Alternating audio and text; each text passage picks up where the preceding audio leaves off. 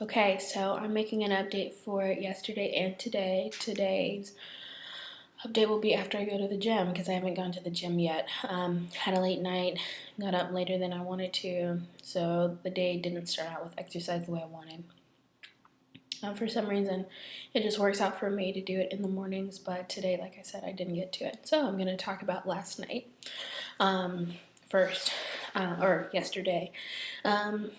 So I did work out. I did go. I did upper body. Oh, man, I did assisted pull-ups.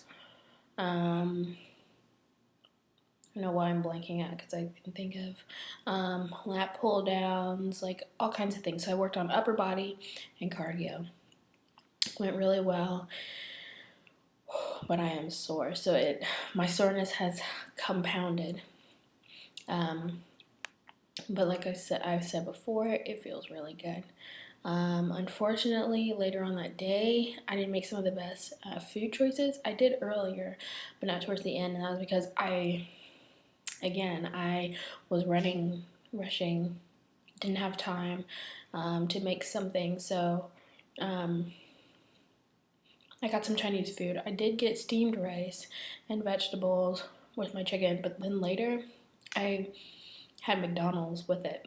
Not with it, but I had McDonald's later. I had chicken nuggets. I literally can't remember the last time I've had chicken nuggets. And I ordered a fry, and I didn't finish the fry, and I actually ended up spitting out some of the fries that I had already eaten. But it was weird. It was that compulsive side that I was talking about that I didn't really have before. If it wasn't good for me, it didn't go in my body. So it'll be really interesting for me to kind of figure out more along this journey. Sorry, I keep saying Anyway, to figure out where those types of behaviors come from and how to rectify it. So I will be going to the gym later on today. I cannot and will not stop because I really want to make that 21-day challenge goal of making a habit. So that's going well. So the other thing is there's a radio show that is doing a 4-week challenge, where if anyone who signs up wants to participate, then they can put $25 in a pot, and anyone within that challenge, in that time frame of 4 weeks, loses 4% of their total body fat, then they get a part of the jackpot. Now the jackpot, the last time I checked, was up to $16,000. $16,000? Oh my gosh. So an X amount of people times $25 is $16,000. Now, obviously, not 100. It would be amazing because a lot of people are doing this because they want an incentive, but a lot of people aren't going to make that mark. So the investment that you can get back from this is your $25 sign up plus whatever amount is divvied up among the people that make the 4% mark. They were explaining on the radio, which is what I really like, is that there's been some controversy sometimes with those big weight loss shows like The Biggest Loser and shows of that nature, where when there's such a big prize like that, like the $100,000 or $250,000, the contestants will go to extreme measures to make sure that they're the winner. And I know there's controversy about the last contestant who won. I didn't watch the show. I haven't really been a consistent viewer for years, but I did go online and I did read the story and all of these things, and I'm not opposed to thin people, but she did look quite unhealthy. She had these lines in her face, her cheeks looked kind of sunk in, and then like a few weeks later they interviewed her and she had put back on weight and she looked absolutely beautiful, but she did look suspiciously bony. But I can't judge because honestly, if that kind of money was riding on me just losing some weight, I probably would have done the same thing. So I'm not condoning it, but with big incentives like that, and obviously in America, beauty and money rule, I can't say that I would have done the same thing. But so the 4% is in place so that people won't go to crazy lengths to lose weight. So, and that also makes it fair between men and women, because obviously men can lose weight and fat faster than women.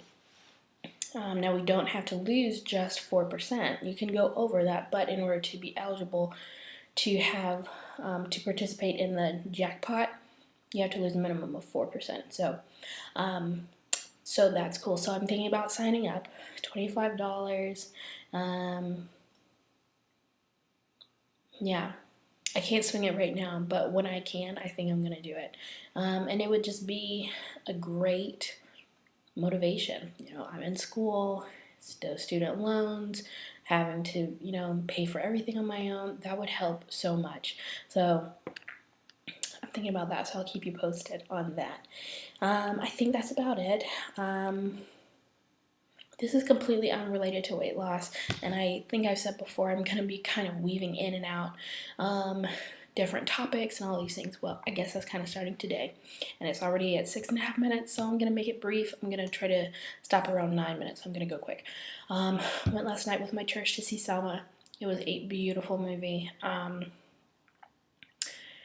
I just loved it, and I'm almost glad that I couldn't make this video last night, because I'm not a crier, but I really did tear up. It was to the extent that these actors and actresses became the roles of these historical figures and civil rights leaders and all of these amazing, groundbreaking characters that were in the story of Martin Luther King Jr. and the Civil Rights Movement march in Selma, Alabama, was breathtaking. It was beautiful, and it's sad that Selma hasn't gotten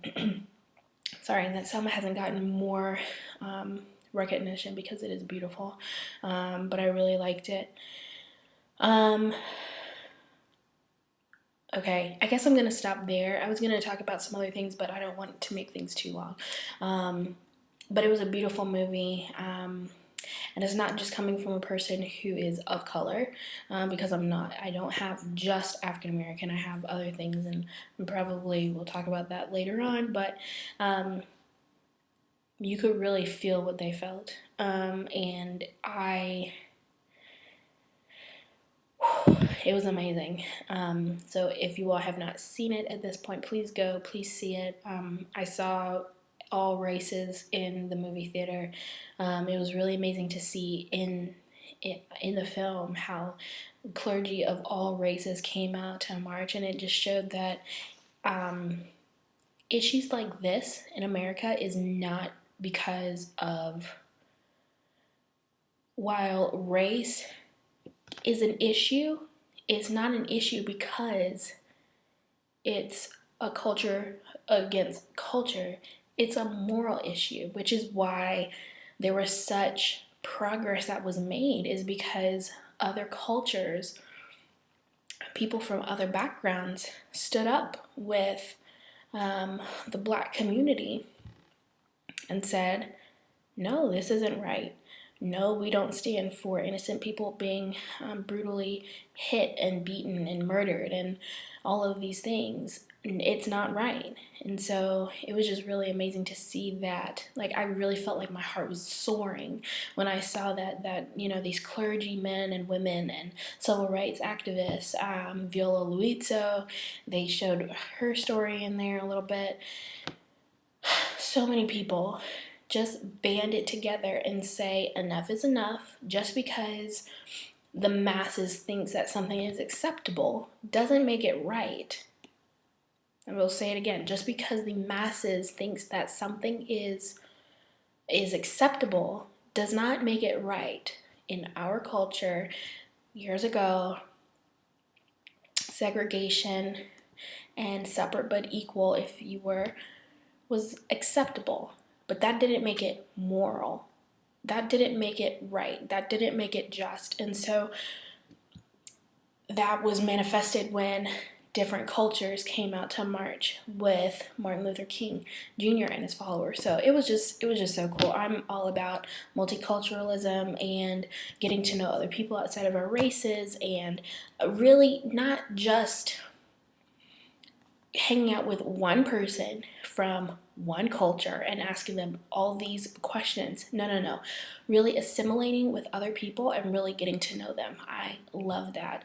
And I wish there was more of it, because yes, we've made some progress, but we have, as America, a long way to go.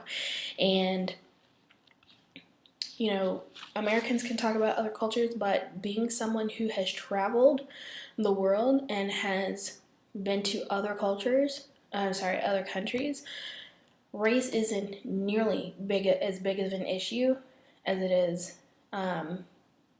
here in America. Like, other people come to our country and they're looking around and they're thinking, what the heck is going on? That's not to say that every country has everything perfect and that no one sees color in other countries, but I just find it interesting that the most powerful, if you will, by some people's terms, the most powerful and richest and most elite country in the world has some of the most archaic and unyielding thoughts in some areas, not all areas. But anyway, I am rambling. If you haven't seen Selma the movie, go see it. It's beautiful. It's not just about the black people and their suffrages.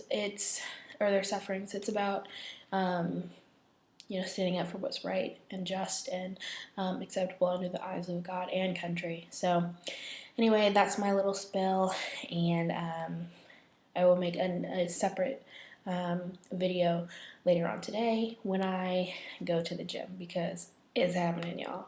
So anyway, have a great day. Oh, and I'm gonna try to think of something. I know a lot of people have like a sign off, like they're like, bye, and or I don't know, something. Some people have some really cool things, and I just end it like, and I, I just end the video. I don't know. I'm gonna try to think of something. If you have any suggestions, let me know. Put it in the comment box, or whatever. And I may get to you, I may not. I don't even know how to do that yet. But I'm going to kind of think of some things, demonstrate some things, and I'll get back to you guys. All right, for now, I'm just going to smile and turn off the camera. So I'm actually at work. I'm about to get on the clock, so I will talk to you guys later. Thanks so much for listening. Bye.